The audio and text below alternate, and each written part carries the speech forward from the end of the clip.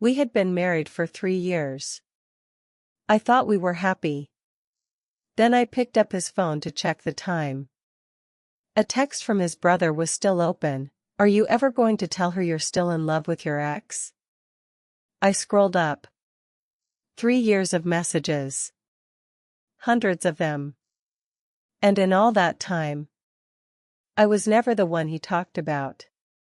This is the devastating story of discovering I was never his first choice, and how I rebuilt my life after the man I loved proved I was just a placeholder. If you've ever been betrayed in a marriage, this one will break your heart and then put it back together stronger. I remember the exact moment my life shattered into a million pieces. It was a Sunday morning in late September, the kind of crisp, golden autumn day that usually made me feel grateful to be alive. The sun was streaming through our kitchen windows, casting warm light across the countertops I had scrubbed the night before. I was wearing my favorite oversized sweater, the one Nathan had bought me for our second anniversary, and I was looking forward to making his favorite blueberry pancakes. The scent of coffee was already filling the air, and I was humming a song I had heard on the radio the day before. It was the kind of ordinary, peaceful morning that I had come to cherish in our marriage. Nathan had gone for his morning run, a ritual he never missed. He was always disciplined like that, always in control of his routine, his body, his life. I had admired that about him when we first met. He seemed so steady, so reliable, so unlike the chaotic men I had dated in my 20s. He was a finance manager at a respected firm, meticulous with numbers and even more meticulous with his schedule. I was a marketing coordinator, creative and spontaneous, but I had grown to appreciate his structure. I thought we balanced each other out. I thought we were building something beautiful together. I had just poured myself a cup of coffee when I realized my phone was dead. I reached for Nathan's phone on the kitchen counter, intending to check the time. His phone was always there, always charged, always perfectly organized. That was Nathan, everything in its place. I had no suspicion, no warning, no sense that I was about to discover something that would destroy everything I thought I knew. I was just a wife, reaching for her husband's phone, living in the comfortable bubble of trust that I thought we had built. The screen lit up, and a text from his older brother, Tyler, was still open at the top of the notifications. Tyler, are you ever going to tell her you're still in love with your ex? I stared at the words for what felt like an eternity. My brain struggled to process them, to make sense of them. Tyler had always been friendly to me. He had been the best man at our wedding.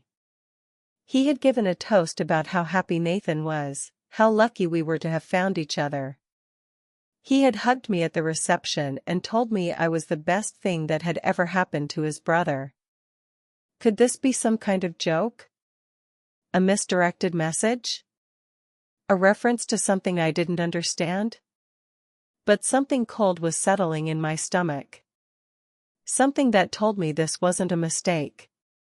Something that felt like ice water running through my veins.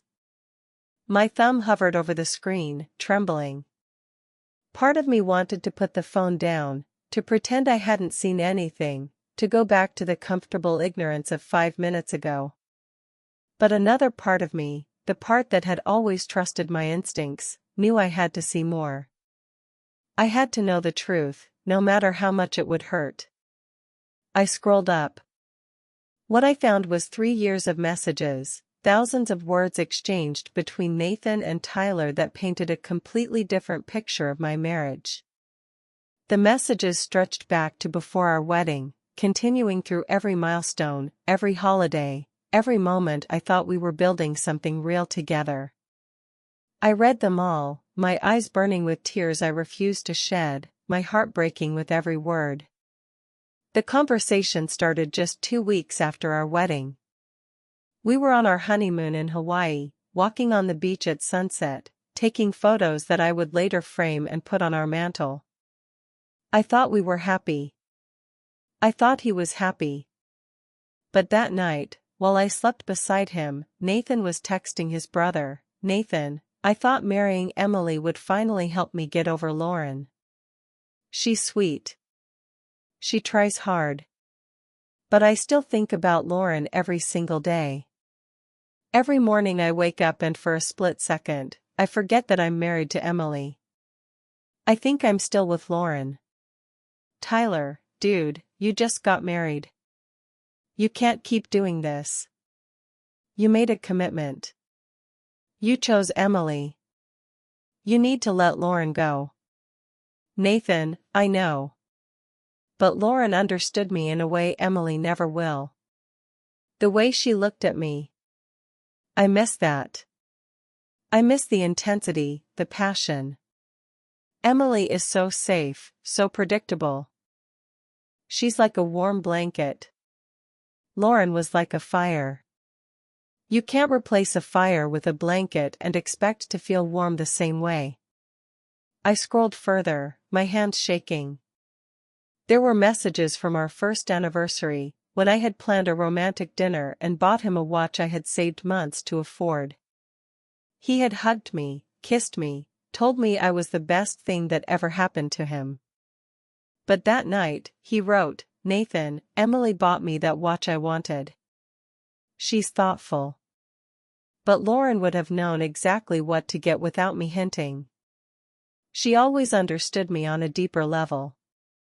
I feel guilty, but I can't stop thinking, what if Lauren and I had worked out? What if I had fought harder for her instead of letting her walk away? I remembered that night vividly.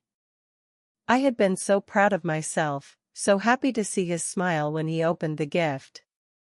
I had lain in bed thinking about our future, about the children we might have, about growing old together.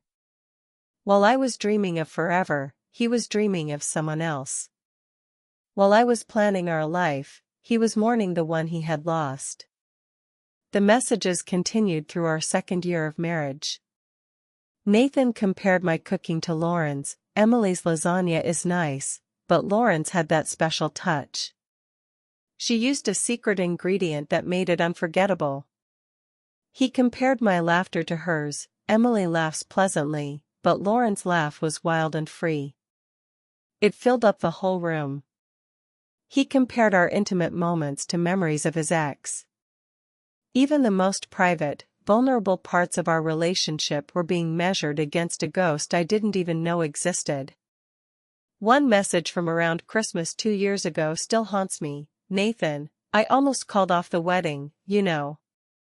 My mom had already spent so much on the venue. My dad was so proud. I couldn't disappoint them. But I stood at the altar and thought about Lauren. I imagined it was her walking toward me. I said Emily's name, but I saw Lauren's face. Every moment of that ceremony was a lie. I remembered our wedding day so clearly. I had been so nervous, so full of hope and joy. I had looked into Nathan's eyes and thought I saw love. I thought I saw forever. But he was seeing someone else. He was marrying me while wishing it was her. There were messages where he admitted he still had Lauren's photos hidden in a locked folder on his laptop. He admitted he had Googled her name more times than he could count, checking her social media, wondering if she was happy, wondering if she ever thought about him. He admitted he had almost reached out to her on her birthday, 2 years ago, but Tyler had talked him out of it. Nathan, I still remember the way her hair smelled. I remember the sound of her voice when she was happy. I remember the way she would look at me like I was the most important person in the world. Emily looks at me with gratitude. Lauren looked at me with love. There's a difference. Tyler, Nathan, you need to get over this. You have a wife who loves you. A good wife. A wife who would do anything for you. You're going to destroy everything if you keep this up. Nathan, I know. I know. But I can't stop. I've tried. I've tried so hard. Every time I think I'm making progress, something reminds me of her. A song. A smell. A memory. I'm trapped. I was never the one he talked about. Not once in 3 years did he express excitement or deep love for me in those private conversations. I was never the person he confided in, never the one he turned to when he was struggling. I was the safe choice. The good wife. The placeholder who made him look good to his family and colleagues. The woman who loved him enough for both of us. I stood in our kitchen, phone shaking in my hands, as tears fell onto the screen. The coffee I had started brewing went cold. The blueberry pancakes I had planned to make were forgotten. Everything I thought I knew, everything I thought we had, was dissolving in front of me like smoke. The life I had built, the future I had imagined, the person I had become, none of it was real. It was all built on a foundation of lies. When Nathan returned from his run, sweat on his forehead and a smile on his face, he froze at the sight of me. I must have looked terrible, pale, shaking, tears streaming down my face. He dropped his keys on the counter and rushed toward me, his expression shifting from confusion to concern. Em? What's wrong? Are you okay? Did something happen? I held up his phone.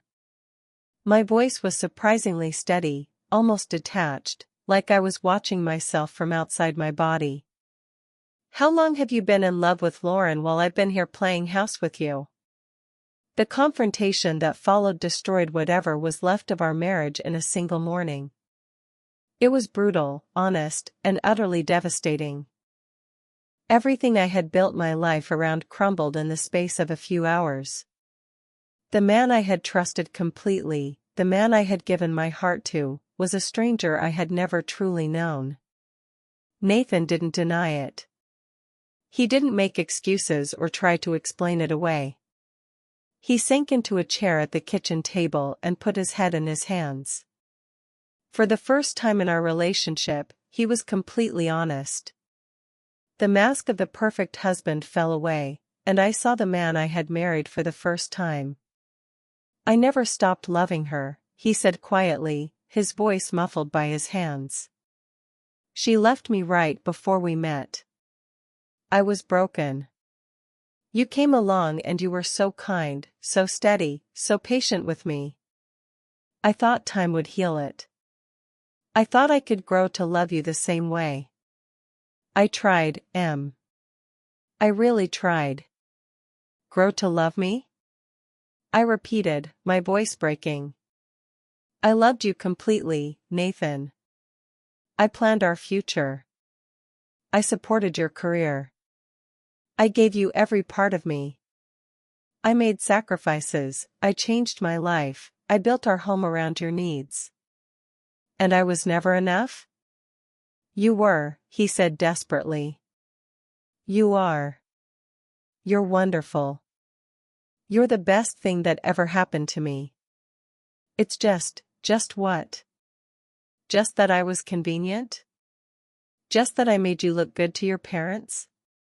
Just that I filled the space until Lauren came back? Just that I was a placeholder? My voice was rising now, the anger and hurt finally breaking through the numbness. Did you ever love me, Nathan? Even a little bit? Or was I just a prop in your life? He started crying. Not the quiet, dignified tears of a man who was sorry. He sobbed, his whole body shaking, his face contorted with guilt and shame. I cared about you. I did. I cared about you deeply. I wanted to love you. I tried so hard to love you the way you deserved. But I couldn't let her go. I couldn't stop thinking about what might have been. You should have let me go then, I said, my voice cold. You should have been honest with me. You should have given me the chance to find someone who would love me fully, completely, without reservation. Instead, you wasted 3 years of my life. 3 years I can never get back. He begged me to stay. He promised to go to therapy, to block Lauren on everything, to do whatever it took to save our marriage. He said he loved me in his own way, that I was his wife and he didn't want to lose me. But every word felt hollow now. Every promise he made was undercut by 3 years of secret confessions, 3 years of living a double life, 3 years of choosing his memories over our reality. I can't do this, I said finally. I can't stay in a marriage where I was never your first choice. I deserve better than that. I deserve someone who loves me without reservation, without comparison, without ghosts. I deserve to be someone's everything, not their second choice. I moved out that same week, staying with my best friend, Rachel. She had been my rock since college, the kind of friend who showed up with wine and junk food and a shoulder to cry on. When I showed up at her door with 2 suitcases and a shattered heart, she didn't ask questions. She just pulled me inside and held me while I sobbed. The divorce papers were filed within a month. Nathan didn't fight the division of assets. His guilt was palpable, but it didn't change the facts. I kept the apartment in the city, the one I had lived in before we got married. I didn't want the house we had shared, the house where I had cooked meals for a man who was thinking of someone else, the house where I had slept beside a stranger for 3 years. I needed a fresh start, a place that had no memories of him. The months that followed were some of the darkest of my life. I felt invisible, unlovable, foolish for not seeing the signs. I replayed every moment of our marriage, searching for clues, wondering how I had missed the distance, the emotional absence, the things left unsaid. I must have been blind. I must have been so desperate for love that I ignored all the warning signs. I must have wanted so badly to be chosen that I overlooked every moment he wasn't choosing me. Friends and family were shocked. Everyone had thought we were the perfect couple. The kind of couple other people envied. The kind that stayed together through thick and thin. When I told my mother, she cried and said, "But you were so happy. You seemed so happy." I had seemed happy because I was trying so hard to be the perfect wife, to earn his love, to prove that I was enough. I had been performing happiness while he was performing love. We were both acting, but only one of us knew it. Rachel stayed by my side through the worst nights. She listened as I cried, held my hand when the panic attacks came, and reminded me daily that my worth was not defined by Nathan's inability to see it. She would wake me up in the middle of the night when I had nightmares, make me tea, and tell me stories about all the incredible things I had done before I met Nathan. She reminded me of the woman I used to be. She reminded me that I was still that woman. Therapy helped me unpack years of people-pleasing tendencies that had led me to ignore red flags. My therapist, a kind woman named Dr. Harris, helped me understand why I had accepted so little for so long. I had grown up in a household where love was conditional, where I had to earn affection by being perfect, by never making mistakes, by meeting everyone else's needs before my own. I had carried those patterns into my marriage without even realizing it. I learned that love should never feel like you're competing with a ghost.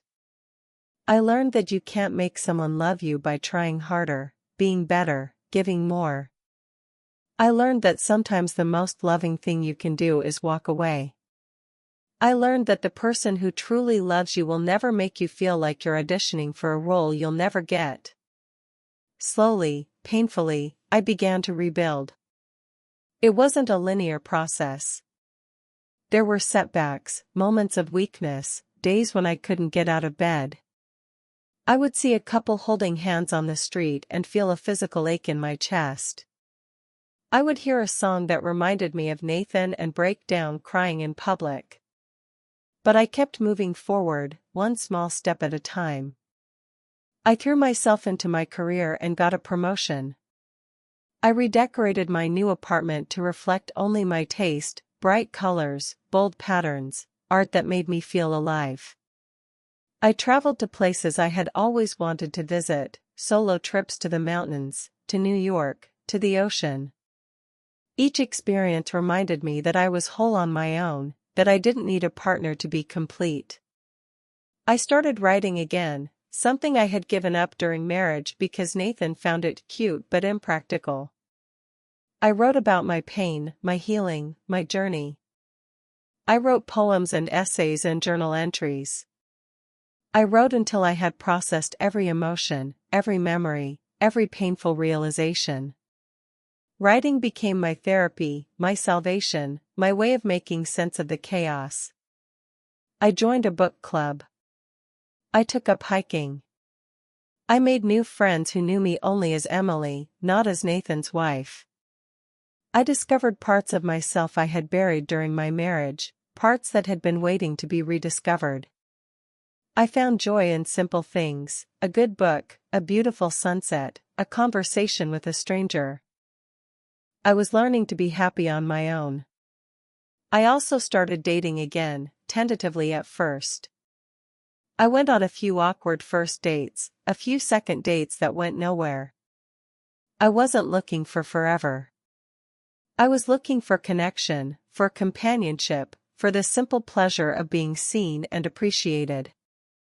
I was learning to be more careful, more guarded, but also more honest about what I needed and deserved. 1 year after the divorce, I received a message from Tyler. He apologized for staying silent for so long. He told me Nathan was still struggling, still not fully over Lauren. He confessed that he had always felt guilty for not telling me the truth, but he hadn't wanted to destroy what seemed like a good thing. The news brought me a strange sense of peace rather than pain. I had already moved forward. I was no longer invested in Nathan's happiness or unhappiness. His life was his own. Mine was mine. I had stopped caring about his choices, stopped letting his actions define my worth. 2 years after leaving, I met someone new. His name was Daniel. He was a teacher with warm eyes and an honest heart. Our connection was slow, respectful, and deeply genuine. He didn't rush me. He didn't pressure me. He let me set the pace, let me heal at my own speed. He understood that trust was something I had to rebuild, and he was patient enough to wait. When I eventually told him about Nathan and the messages, he listened without judgment. He didn't get jealous or insecure. He didn't compare himself to my ex. He just held my hand and let me tell my story. I told him everything, the betrayal, the pain, the long road to healing. And when I was finished, he pulled me close and held me. "You were never second place to me, Emily," he said quietly. "From the moment I met you, you've been my first choice. I don't know how anyone could look at you and see anything less than everything. You are extraordinary. You are strong. You are brave. And I am so lucky to have found you. We are engaged now. The wedding will be small and intentional, filled with people who truly celebrate us, who have been with us through the journey. I'm not the same person I was when I married Nathan. I'm stronger, wiser, more aware of my own worth. I know what I want and what I won't tolerate. I know that love shouldn't feel like you're constantly auditioning for a role you'll never get. I know that I deserve to be loved completely, without reservation, without ghosts." Nathan eventually reconciled with Lauren. I heard they got back together but broke up again within a year. Their relationship was as turbulent as it had always been. I felt nothing but quiet relief that I was no longer part of that story. I wasn't bitter. I wasn't angry. I was just free. I also heard through the grapevine that Nathan had finally gone to therapy, that he was finally dealing with his issues. Part of me was glad for him. Part of me hoped he found the peace he had been searching for. But I didn't need to be part of his journey anymore. I had my own path to walk. Today, I am happier than I ever was in my marriage. The pain of that Sunday morning discovery became the catalyst for the life I was always meant to live. I am doing work that matters, surrounded by people who love me, planning a future with someone who sees me completely. I don't have to earn love anymore. I don't have to be perfect. I just have to be myself. I no longer wonder if I'm enough. I know I am. I know my worth comes from within, not from the love of a man who couldn't see it. I learned that the most important relationship I will ever have is the one with myself. And when I finally loved myself fully, completely, without reservation, I was able to receive love from someone else without needing it to validate my existence. I think about that Sunday morning sometimes. The phone, the messages, the devastating discovery. It was the worst day of my life. And it was also the best day of my life. Because it set me free. It showed me the truth I had been avoiding. It forced me to confront the reality of my marriage and gave me the courage to walk away. I am grateful for that pain now. Not because I wanted to suffer, but because it led me to where I am today. It stripped away the illusions and left me with the truth. And the truth, however painful, was the beginning of my healing. I still have moments of doubt. Moments when I wonder if I'm good enough, if I deserve the happiness I've found. But I've learned to challenge those thoughts, to remind myself of how far I've come, of everything I've overcome. I am a survivor. I am a woman who chose herself when no one else would. And that is something to be proud of. I have also become a source of support for other women who have been through similar betrayals. I mentor young women, share my story, and let them know that they are not alone. I remind them that they are worthy of love, that they deserve to be someone's first choice. I tell them that healing is possible, that life can be beautiful again, that they will find happiness on the other side of heartbreak. There is a particular young woman I think of often. Her name is Sarah, and she was engaged to a man who was still in love with his college girlfriend. She found out the same way I did, through messages on his phone. She was devastated, shattered in a way that I understood completely. I met her at a support group, and we became friends. I helped her through the darkest days, just as Rachel had helped me. And now, 2 years later, she is thriving. She is in a healthy relationship with someone who loves her completely. She is happy. And seeing her heal has been one of the greatest joys of my life. I also work with a local organization that supports women in abusive relationships. While my story isn't one of physical abuse, I understand the dynamics of emotional manipulation and betrayal. I understand how easy it is to lose yourself in a relationship, to accept less than you deserve, to convince yourself that this is all there is. I want to help other women find their way out of those patterns. The journey of healing has taught me so much about myself. I am capable of more than I ever imagined. I am strong enough to survive betrayal, wise enough to learn from it, brave enough to love again. I am no longer afraid of being alone because I know how to be my own companion. I am no longer afraid of being hurt because I know I can survive it. I am no longer afraid of opening my heart because I know the reward is worth the risk. When I walk down the street now, I hold my head high. I smile at strangers. I feel the warmth of the sun on my face and appreciate it in a way I never could before. I am alive, fully and completely alive. And that is the greatest gift of all. The engagement ring on my finger is simple, elegant, perfect. Daniel chose it himself, without any hints from me. He told me he knew it was the one the moment he saw it, just like he knew I was the one the moment he met me. I cried when he proposed. Not because I was surprised, but because I was overwhelmed by the contrast between this moment and my first wedding. I felt loved, chosen, cherished. I felt like I was exactly where I was meant to be. Our wedding planning has been joyful and collaborative. We make decisions together, each of us contributing our ideas and preferences. There is no tension, no resentment, no feeling that I am doing all the work while he watches passively. We are partners, equals, friends. It is everything I thought marriage would be, but never was. The guest list is small, only the people who truly matter, who have supported us through our journeys. Rachel will be my maid of honor, of course. She has been my sister in every way that counts. And Daniel's brother, a kind man I have grown to love, will be his best man. It will be a celebration of new beginnings, of choosing love, of stepping into a future filled with hope. I sometimes think about Nathan on the day of his wedding to me. I wonder if he was thinking about Lauren then, if he was imagining her face instead of mine. It used to devastate me, that thought.